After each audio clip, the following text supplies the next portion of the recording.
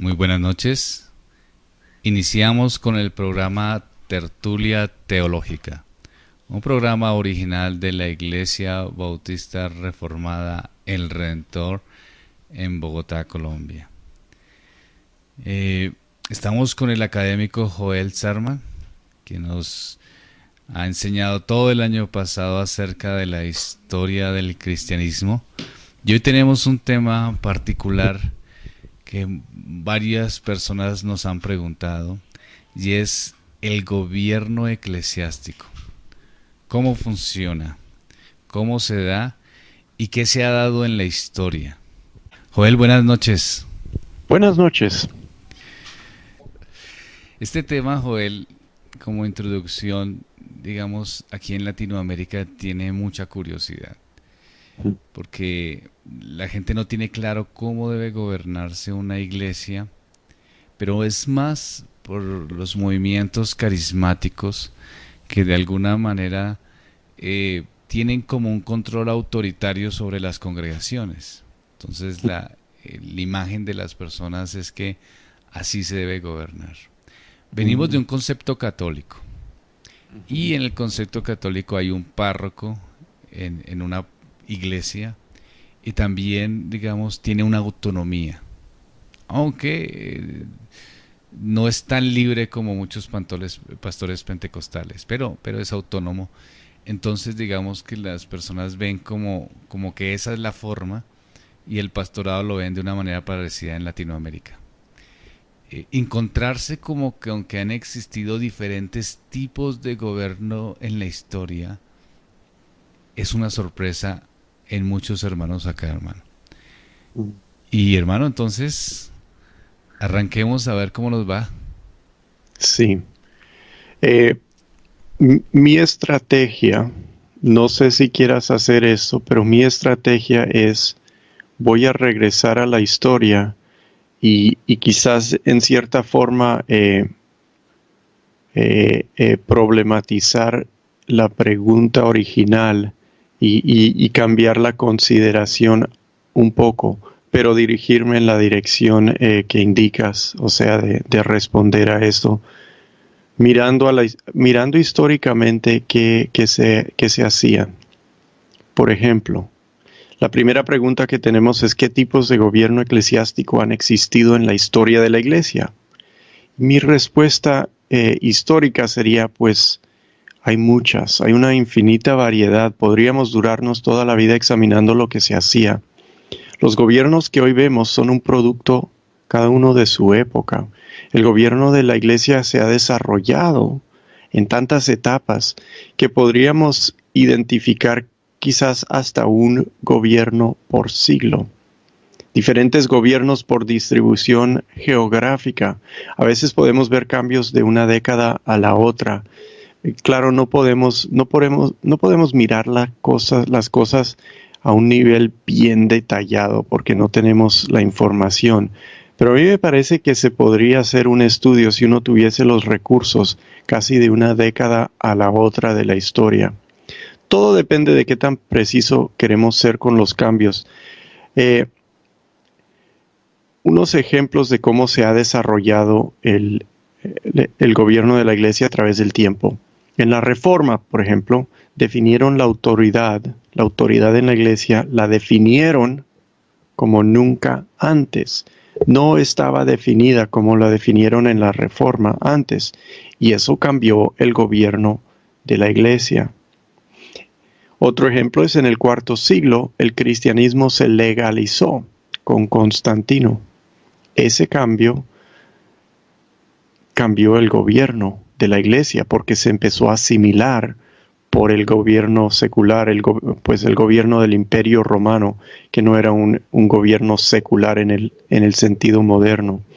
Pero cuando el cristianismo se legalizó, eso cambió el gobierno de la Iglesia en ese momento. Y uno de los argumentos que quiero hacer es que, pues, lo que me interesa a mí es la historia, ¿verdad? Y entonces para entender qué tipos de gobierno eclesiástico han existido, pues sería transcurrir toda esa historia hablando de las ideas, cuándo brotaron y cómo impactaron en su momento. ¿Qué es lo que me gustaría hacer? A ver si eso se puede hacer. Pero eso sería mi forma de responder a esa pregunta. Me gustaría mirar a través de la historia algunas ideas y que surgen en su momento y cómo cambian el gobierno de la iglesia en ese momento, mientras podemos ver una iglesia unida en los tiempos antiguos y en las edades medias. Bueno, ahí ya está fracturado, se fractura más en la Reforma y se sigue fracturando de ese momento en adelante. Otro ejemplo que puedo dar antes de proceder a lo que propongo es que en el sexto y el séptimo siglo, con el colapso del Imperio Romano en Europa, el Imperio Romano se extendía hasta Britania, ¿verdad? Hasta Inglaterra en los tiempos antes de su colapso, pero se colapsó y en el siglo sexto y séptimo, Europa se le salió lo que tenía del Imperio Romano, ese gobierno. Y eso cambió el gobierno de la iglesia en esos lugares, ya que tocó mantener algo de la función del gobierno para poder existir. Es decir, cuando colapsa el gobierno y se queda la iglesia asume algunas de las funciones del gobierno. Y eso nos puede explicar por qué. Por ejemplo, en países que han sido históricamente católicos, la Iglesia Católica lleva todo el registro civil de los que nacen, porque pone cuándo se bautizan, de cuándo se casan, todas esas cosas que ahora hace el gobierno civil, lo manejaba en un momento la Iglesia Católica y lo empezó a manejar en los siglos sexto y séptimo. Y eso obviamente influyó en el gobierno de la iglesia, cómo se hacían las cosas y cómo creció la iglesia en los tiempos medievales en asumir tanto poder político, porque manejaban cargos ya desde hace un tiempo que eran pues de organizar a la gente, de hacer cosas que hace un gobierno regular. Me parece bien iniciar como lo plantea. Okay. Entonces, adelante y cualquier cosa, pues voy preguntando y voy interfiriendo en el caso dado. Listo. Cualquier ¿Listo? pregunta se puede interrumpir y si no, pues yo pregunto si hay cuando llego a una pausa. Listo, sí, señor. Entonces la pregunta que se ha planteado es qué tipos de gobierno eclesiástico han existido en la historia de la iglesia. Yo quiero contestarlo atravesando la historia. ¿Cómo se gobernaba la iglesia en el Nuevo Testamento?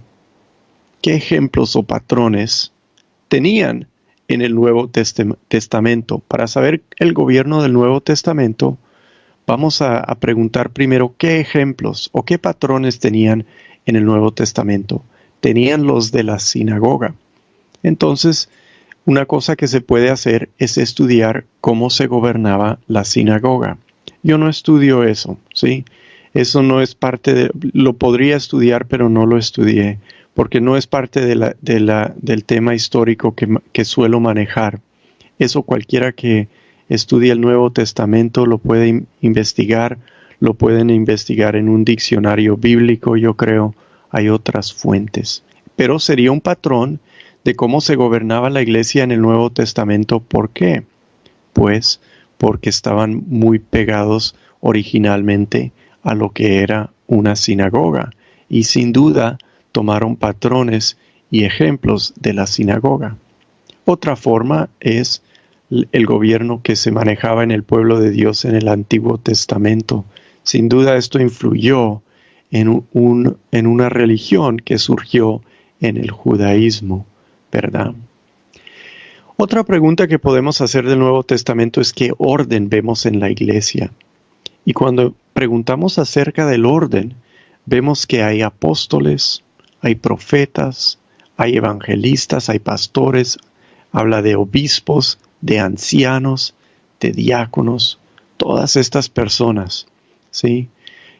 Esto informa, nos ayuda a entender qué estaban haciendo en la iglesia, pero también nos confunde, porque a veces no entendemos todo eso o lo interpretamos de una forma distinta y nos complica el entendimiento o nos organiza el entendimiento cuando procuramos hacer lo que hacen o cuando procuramos hacer lo que hacen y no debemos hacer lo que hacen.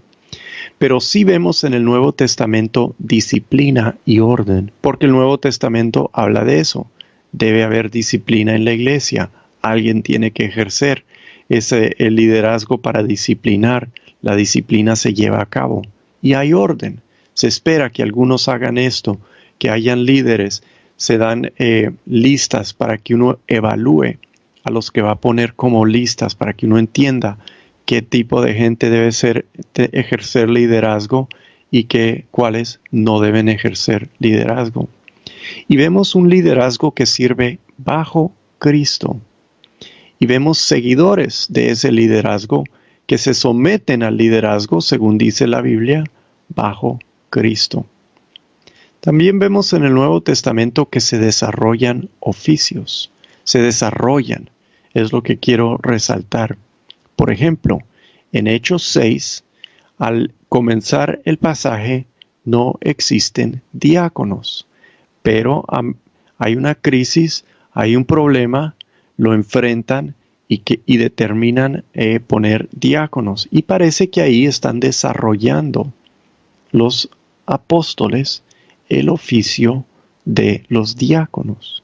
Y de ahí también, de ese pasaje en Hechos 6, también tomamos ideas sobre el pastorado, porque los apóstoles dicen, necesitamos diáconos para hacernos esto y el otro, porque nosotros necesitamos dedicarnos a una labor pues concentrada en lo que es la oración y el ministerio de la palabra. Y entonces, de eso nosotros tomamos principios para informar lo que es el pastorado acerca del... Y parece que ellos lo están desarrollando, están tomando todo lo que los apóstoles hacían y están diciendo, tenemos que dividir esta labor entre unos diáconos y nosotros. Y luego se sigue desarrollando y los pastores toman una parte de la labor y los diáconos toman otra parte. Entonces en el Nuevo Testamento tenemos toda esta información y nos deja un fundamento, nos deja unas ideas, unos principios. Y a medida que pasan los años, se descubren estas ideas en más y más detalle. O sea, las ideas que vemos, por decirlo así, en semilla, en el Nuevo Testamento, se ponen a crecer y se descubre más y más detalle. Por ejemplo, a alguien se le da por hacer algo que contradice uno de estos principios y se dan cuenta que esa opción queda excluida a medida que transcurren los años y se van por otro lado. Y así en ese modo se desarrolla lo que son los principios que vemos en la Biblia. Los comienzos de uno de los principios se ve en la primera epístola de Clemente. No sé si nuestra audiencia se acuerda de Clemente. Hablamos de Clemente ya hace 3 años, creo, como en junio, julio del 2016. Sí, ya hace bastante tiempo. Creo que algunos tal vez que lo hayan visto por YouTube recientemente pueden tenerlo en la mente, porque ha tenido buenas visitas. Ah, qué bueno. Uno de los primeros escritos que tenemos de los cristianos del primer siglo, afuera de los de la Biblia, es una epístola que se le atribuye a Clemente, que realmente, según lo que dice la epístola, es una epístola de la iglesia en Roma a la iglesia en Corinto. No primera Corinto, pero Corinto la ciudad. Entonces los romanos le escribieron a los corintos porque se enteraron que hubo un problema con el liderazgo, ¿sí?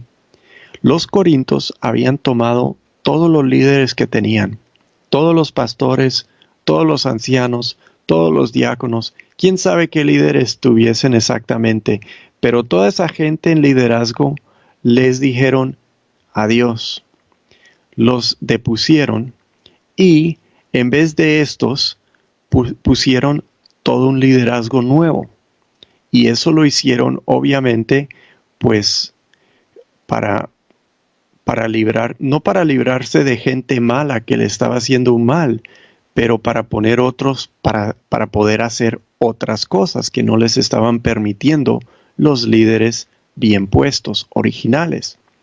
Entonces los romanos le escribieron a los corintios y les dijeron, eso no nos parece bien, ustedes no tienen por qué hacer eso.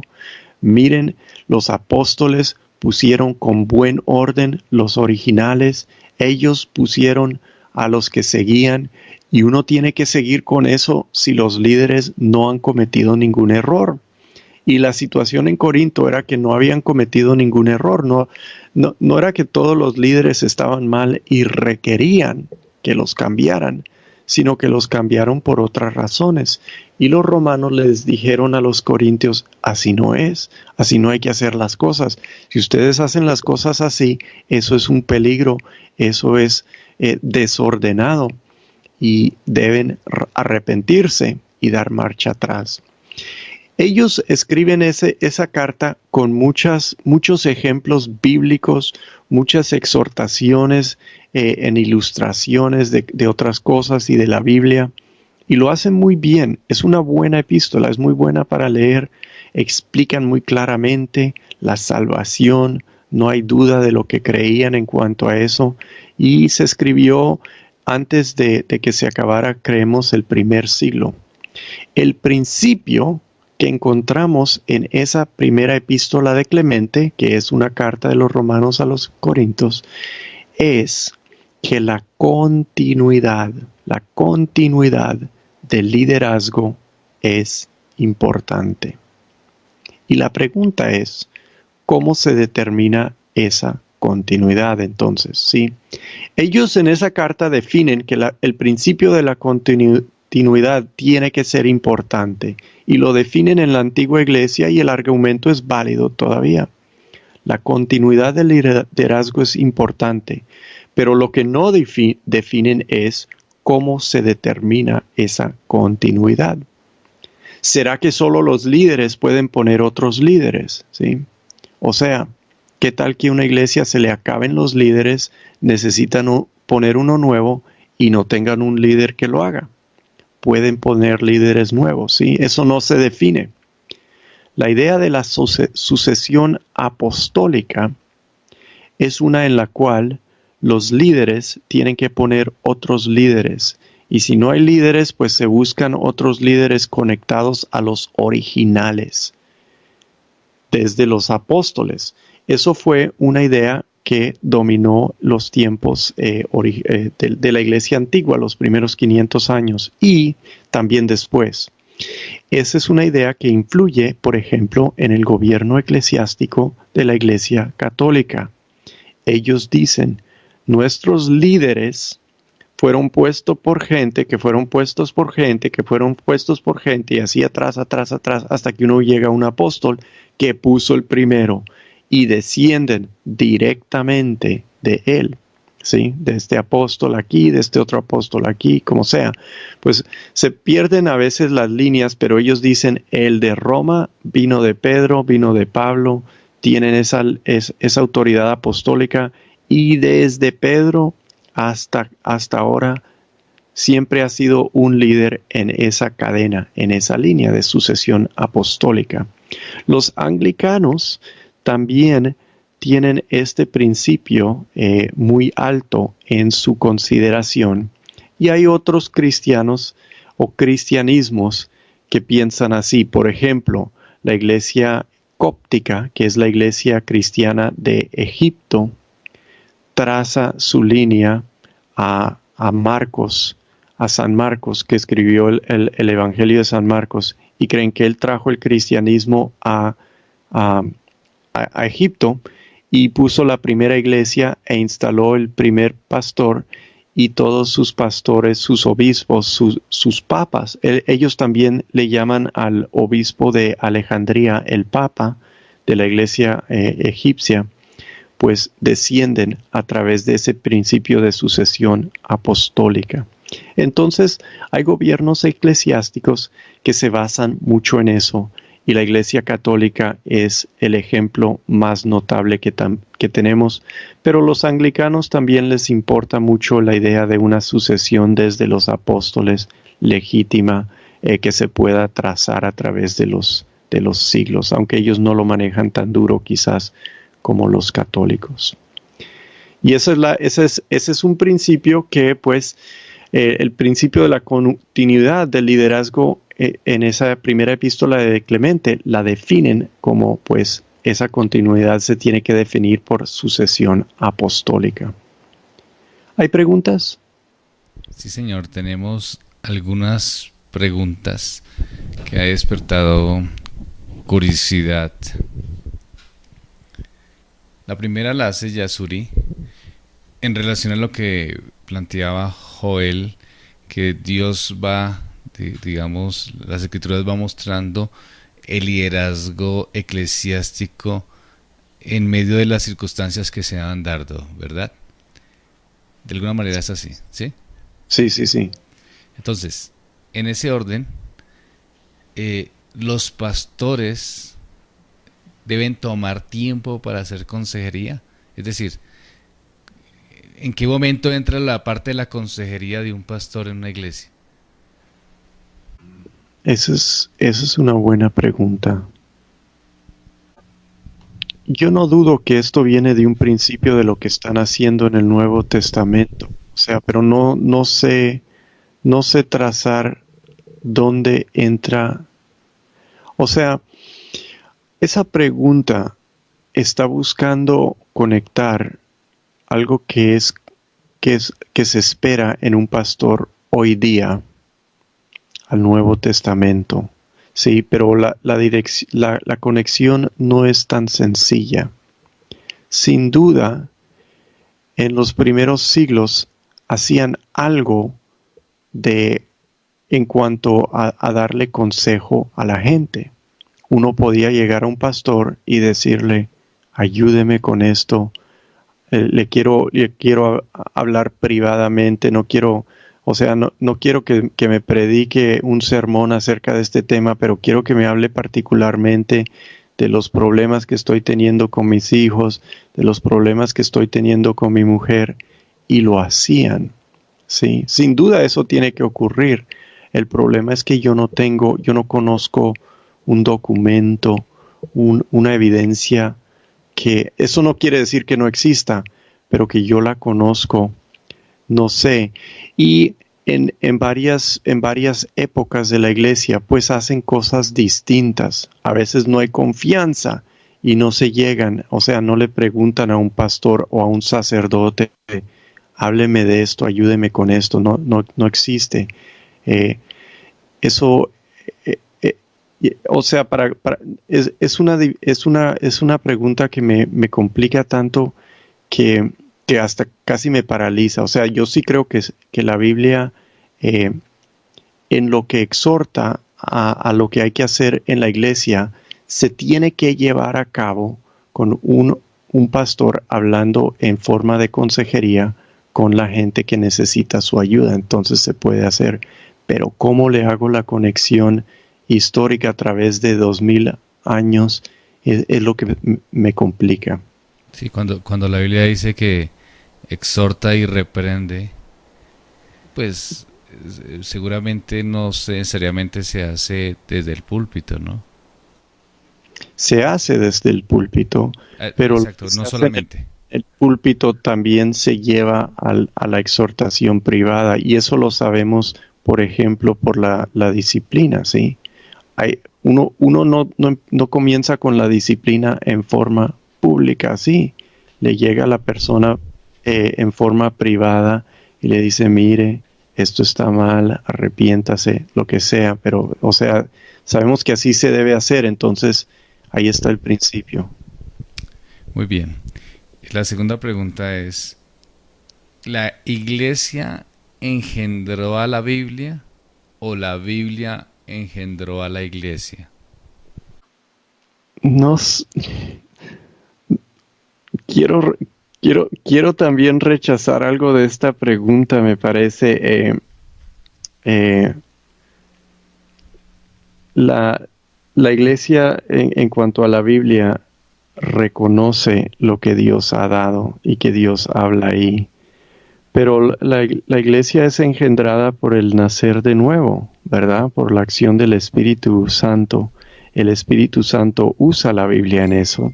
Entonces, en ese sentido, la Biblia engendra la iglesia, porque la fe viene por el oír por la palabra de Dios, y entonces la palabra de Dios viene antes de la iglesia. Pero el problema, el otro problema es que, pues, ¿quién escribe la Biblia? Son los apóstoles, son gente que están en la iglesia, ¿verdad? Entonces ahí en ese sentido se puede decir que se engendra en la iglesia, quizás, sin decir que la iglesia lo inventa u origina lo que manda la Biblia. Cristian nos hace una pregunta. ¿Cuál es el argumento o argumentos que se plantearon para la sucesión del liderazgo en los primeros siglos? A eso llegaremos si seguimos adelante con lo que tengo aquí. Así que es una buena pregunta. Ahí vamos. La siguiente pregunta. El Nuevo Testamento muestra que las iglesias tenían ancianos, en plural. ¿Hay alguna cita que exponga explícitamente que la iglesia debe ser guiada por un conjunto de ancianos? Yo soy muy malo para las citas. Es en Tito que dice que te dejé en Creta para que pongas, Orden. para que completes lo que hace falta, poniendo ancianos plural en cada lugar. Y entonces, yo no estoy seguro siempre si se debe manejar eso en la forma exegética tan particular como lo solemos hacer, pero así solemos hacer el argumento por la pluralidad, yo creo, basándonos en ese pasaje en Tito. Supongo que es el capítulo 1, porque es cuando arranca la carta, cuando comienza la carta. La manera en que el Nuevo Testamento muestra la configuración del gobierno eclesiástico es un modelo para todo tiempo o para ese momento en particular. El problema es que se puede disputar si hay suficiente información para un modelo. Claro, nosotros los bautistas decimos que sí, pero también, o sea, hay que reconocer que es problemático decir que ellos eran bautistas haciendo todo lo que nosotros hacemos. Es parte de lo que quiero quizás investigar y entender un poco más, procediendo de esta forma histórica, haciendo surgir los varios temas para llegar en cronología al tiempo de los bautistas y ver por qué nosotros los bautistas interpretamos la Biblia de la forma en la que hacemos para lograr nuestra forma de gobierno que nosotros creemos mejor representa lo que enseña el Nuevo Testamento. Entonces esa es una pregunta para quizás ponerle una pausa y esperar a que avancemos un poco más. Muy bien, Yasuri aclara que la pregunta que ella hacía en relación a si la iglesia engendró la Biblia o la Biblia engendró a la iglesia, la hacía porque los católicos insisten que la iglesia es primero que la Biblia. Sí, o sea, pero es una pregunta ahí de autoridad. Sí, ¿quién tiene autoridad?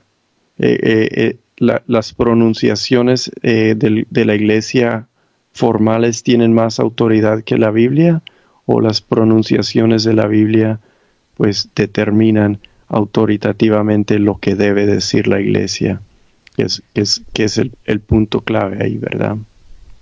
Carlos pregunta, o sea que los pastores que hoy día fundan una iglesia y se hacen líderes autoritarios piensan de alguna manera que tienen una sucesión apostólica?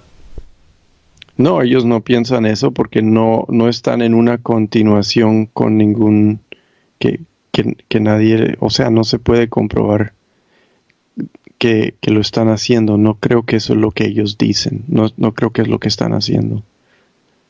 Es más, la sucesión apostólica es más al estilo de lo que hacen los católicos.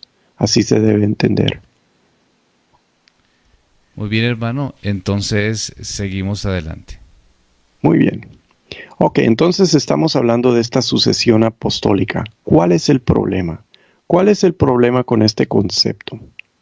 El gran problema es que existen huecos.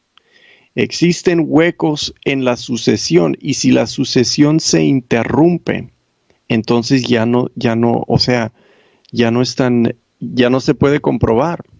Por ejemplo, Ireneo. Hablamos de Ireneo también hace mucho tiempo. Ireneo, un pastor del segundo siglo, un pastor muy importante. Ireneo en Francia, en el sur de Francia, fue instalado en su puesto habiendo llegado de viaje, ¿sí?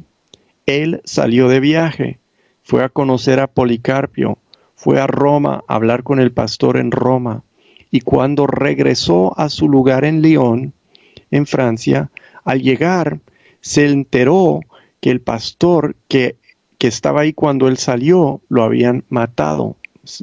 Hubo una masacre de muchos cristianos, hicieron muchos mártires las fuerzas del Imperio Romano, y cuando Ireneo llegó ya no había pastor, ¿sí? Lo habían matado. Entonces dijeron, Ireneo, te vamos a poner a ti. ¿Cómo pudo haber ahí sucesión apostólica? ¿Sí? ¿Quién lo instaló? Pues no lo instaló el hombre que había sido puesto antes por alguien que había sido puesto o mandado por alguien puesto por un apóstol. ¿Sí? No hay sucesión apostólica. En el caso de Ireneo, un padre de la iglesia, un pastor muy importante, y el punto es que existen huecos en la sucesión. Si eso es ese es el estilo de hacer las cosas que quiere hacer la gente. Es un problema. Otro ejemplo, Ambrosio. Ambrosio también un hombre muy importante. Él fue puesto por la congregación en Milán abruptamente un día. Lo pusieron para dejar al lado al otro pastor que tenían, que era un arriano, ¿sí? Ese arriano quizás lo pusieron bien según la sucesión apostólica. Sí, venía de un apóstol el que lo puso, pero se volvió arriano y lo quitaron y en vez pusieron a Ambrosio. Lo pusieron por aclamación pública, ¿sí? Porque la gente dijo, no lo vamos a dejar salir de este edificio hasta que usted decida ser nuestro pastor. Y Ambrosio dijo, pero yo ni soy bautizado.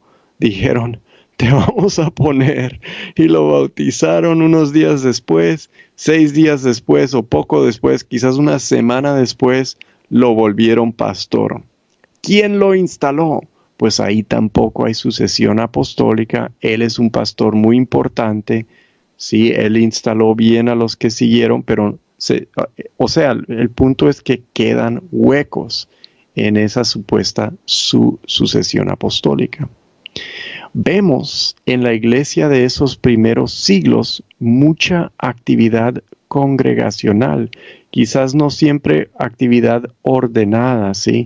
Es más parecida a lo que sucedía en la sociedad, se alborotaba la gente, pedía esto y el otro y tocaba dárselos porque estaban juntos, estaban todos demandando lo mismo.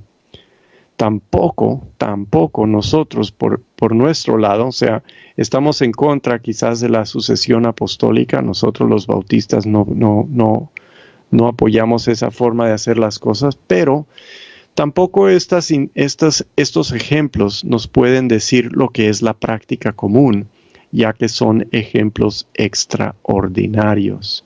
Es decir, hacían muchas cosas, no siempre hacían lo que uno quiere decir que es, no siempre votaban, ¿sí? Eso no tenemos ejemplo de que están haciendo eso. A veces la congregación pues lo aclamaba, A veces lo instalaban como, por decirlo así, por sucesión apostólica, porque sí venía el pastor antes del pastor antes y el pastor antes lo puso el apóstol Pablo. Entonces sí existe eso, pero es variado lo que ocurre.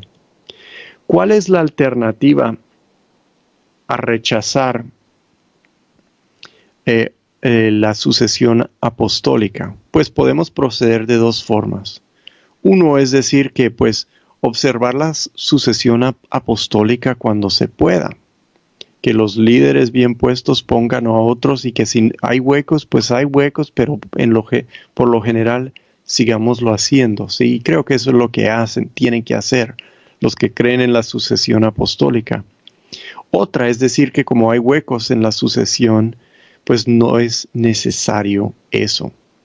Y que la autoridad para poner líderes no se obtiene de la sucesión, sino de usar el proceso debido. Entonces, eso es una forma de tomar el principio. Todavía estamos mirando el principio de la primera epístola de Clemente, que la continuidad de liderazgo es importante. ¿Cómo podemos obtener continuidad de liderazgo si no hacemos sucesión apostólica? Pues haciendo un proceso debido, un proceso que suponemos los que siempre han puesto una autoridad bien, más o menos han seguido. Esta respuesta no me parece que ocurre en los primeros siglos. El proceso debido se amarra más al concepto de la sucesión apostólica. O sea, depende de la persona, que sea una persona que venga de la persona, que venga de la persona, más que sea una persona puesta por un proceso debido. Yo creo que nosotros los bautistas diríamos que si la persona es puesta por un proceso debido, algo que concuerda con la escritura, algo que es organizado, algo que reconoce autoridad en la iglesia propiamente, entonces está bien hecho y es el principio de la continuidad del liderazgo porque estamos haciendo algo que continúa desde el principio en cuanto al orden en la iglesia. Entonces, recordemos otra persona de nuestra antigua crónica que es Ignacio. Ignacio fue un mártir. Ignacio escribió varias cartas. Son unas de las cartas más antiguas junto con Clemente que tenemos de la iglesia primitiva. Él fue el pastor en la iglesia en Antioquía, en donde originalmente estuvo Pablo y de donde salió para ser misionero. Años después estuvo el hombre Ignacio como pastor y él se metió en problemas con el gobierno romano, lo cogieron y lo llevaron en cadenas a Londres. Lo llevaron en cadenas a Roma, en donde lo mandaron a que se lo comieran las fieras. Y así murió en el circo en Roma. Él escribió cartas en camino a Roma como preso y esas cartas aún las tenemos, sus 7 cartas.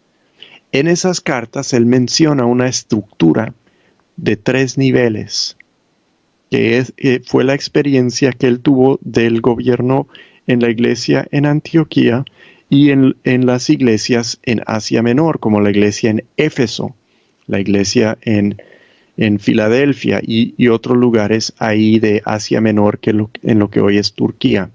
Ellos tenían un obispo. Podemos llamar el obispo un pastor. Ellos también tenían presbíteros. Eso es lo que él menciona, o ancianos. Ellos están bajo el pastor. O sea, no ejercen la misma autoridad. El pastor, él dice, es como Dios. Los presbíteros son como los apóstoles, ¿sí? O sea, él no está diciendo que el pastor es un Dios o ejerce la autoridad de Dios, pero es como Dios en relación a los apóstoles, la relación del obispo a los presbíteros.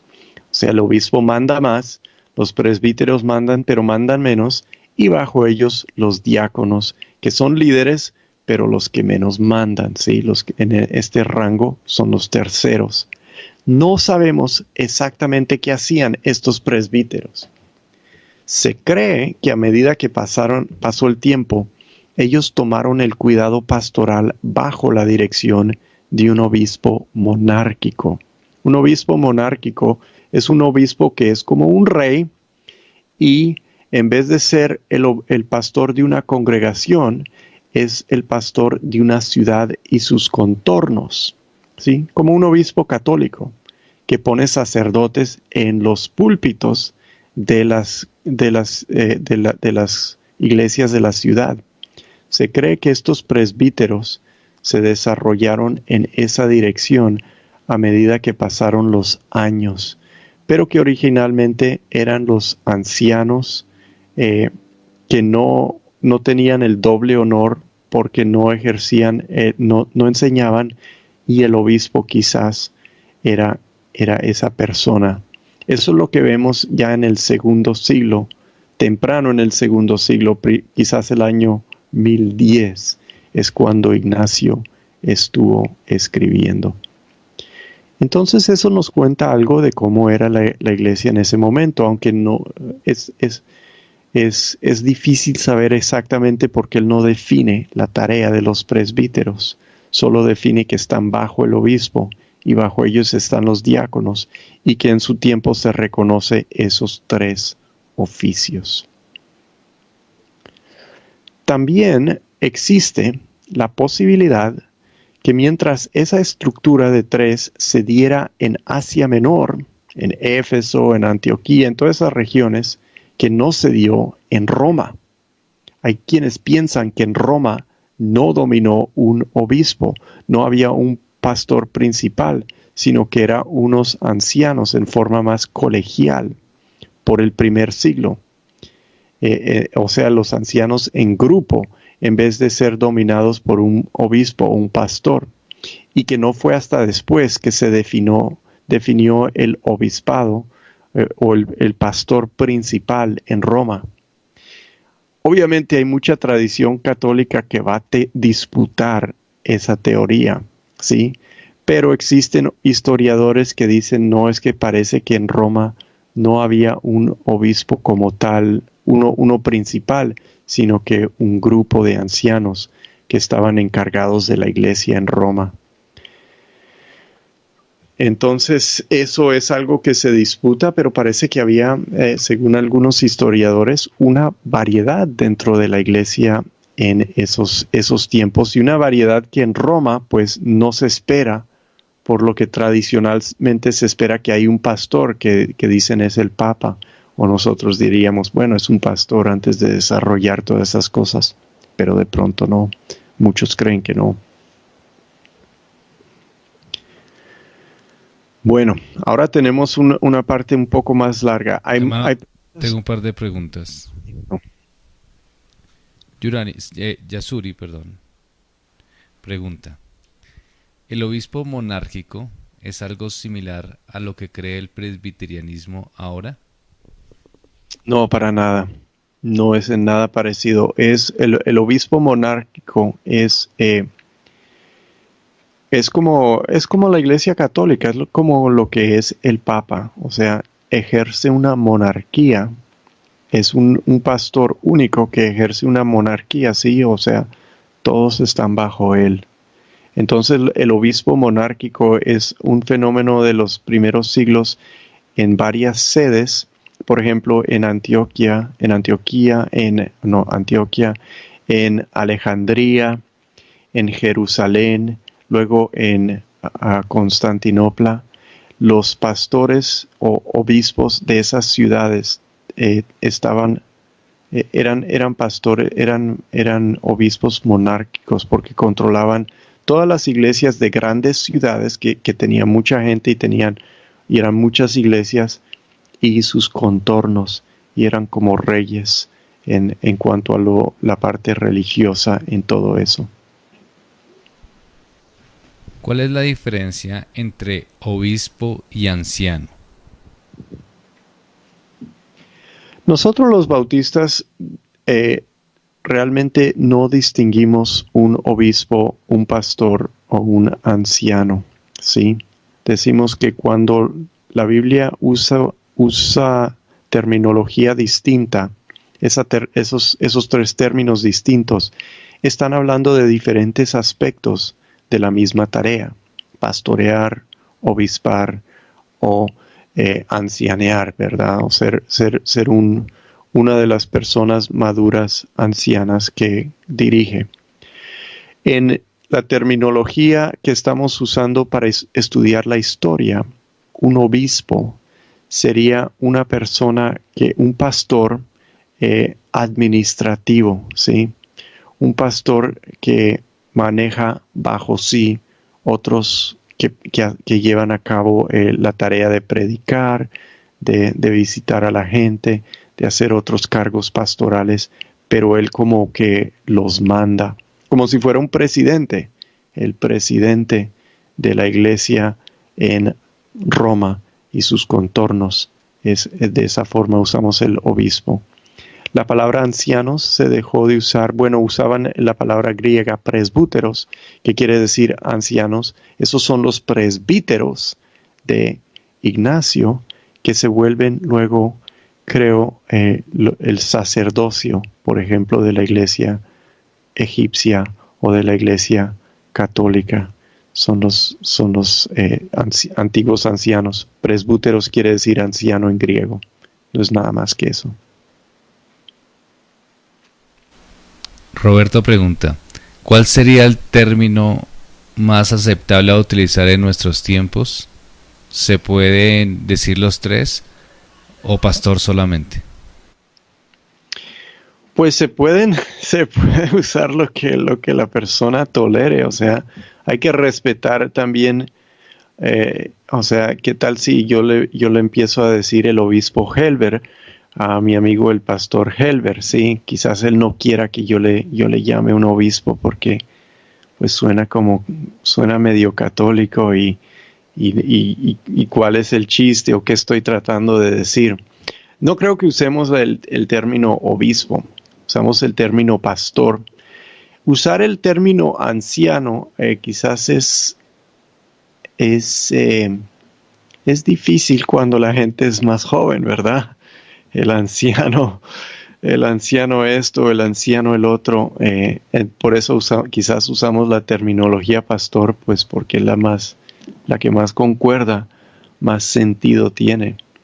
Si estás hablando de usar la terminología en cuanto a describir la tarea y no de hablar de una persona, pues los tres se pueden usar. No sé por qué hay que limitarse a una.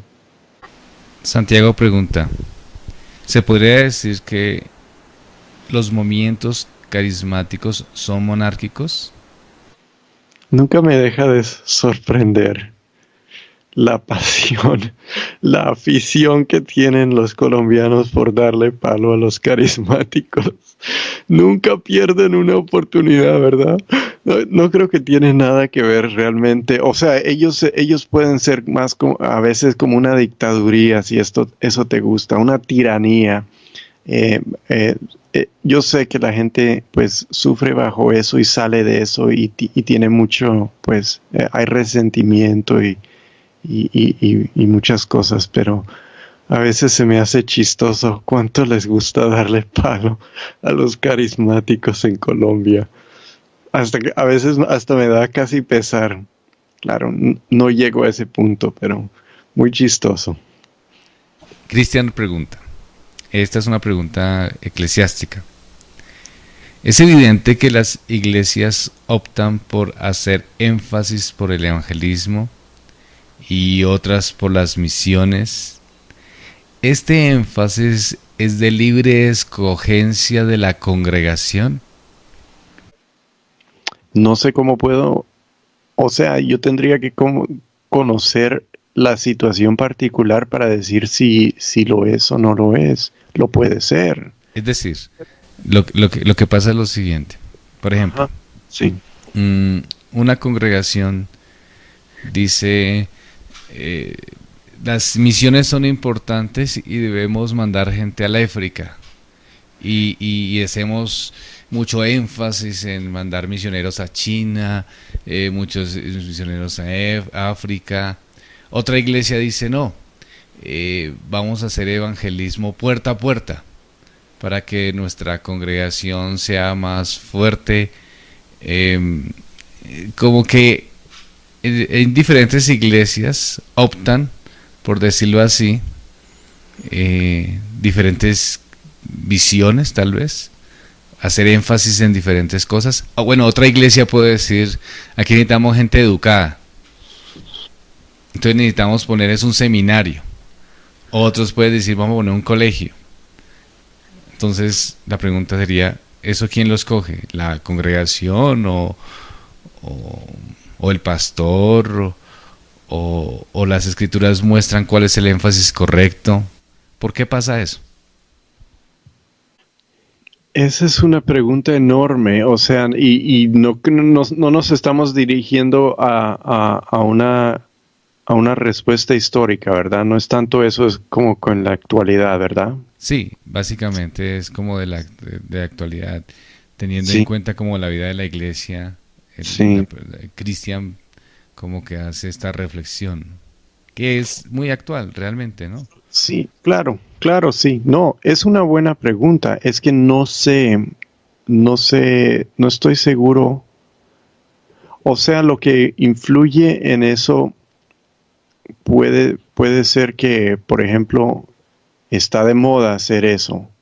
En las iglesias también pasan modas, ¿verdad? Está muy de moda eh, poner emisora en la página web de la iglesia. Entonces, ¿quién toma esa decisión? Bueno, pues llega la idea, alguien se la comenta al pastor, el pastor la habla a la congregación, dicen, sí, hagámoslo, listo, lo ponemos. Depende de la estructura de cada lugar. A veces, eh, si el liderazgo no consulta, tiene la práctica de no consultar eso con la congregación porque están así organizados y consolidados, pues entonces ahí lo hacen. O sea, la pregunta es acerca de cómo se debe hacer. Este énfasis es de libre escogencia de la congregación. Me parece que una congregación que escoge cosas sin llevarlas sin escogerlas por medio del liderazgo, o sea, sin involucrar liderazgo, pues no está haciendo lo correcto, ¿verdad? Y entendiendo además que toca reflexionar bastante en la cuestión de los énfasis. Es decir, una congregación tiene que tratar de buscar el equilibrio y ser integral en su labor. Cuando una congregación hace énfasis en algo en particular, puede estar fallando algo. Mm, No necesariamente es un atributo, no necesariamente es algo positivo, mm, porque puede generar puede haber un conflicto, puede haber, eh, sí, puede ser un interés personal de un pastor, puede haber interés personal de unos hermanos puntuales. Entonces la congregación tiene que buscar equilibrio en lo que las escrituras van mostrando que debemos hacer. Debemos evangelizar, listo, eso es lo que dice la Biblia. Debemos procurar que el evangelio llegue donde no ha estado, listo. Pero debemos preparar a los hermanos teológicamente, pues también. Debemos buscar que la gente viva una vida de acuerdo a los principios en sus familias, pues eso también. Entonces todo tiene un poco y la iglesia se desarrolla en ese quehacer.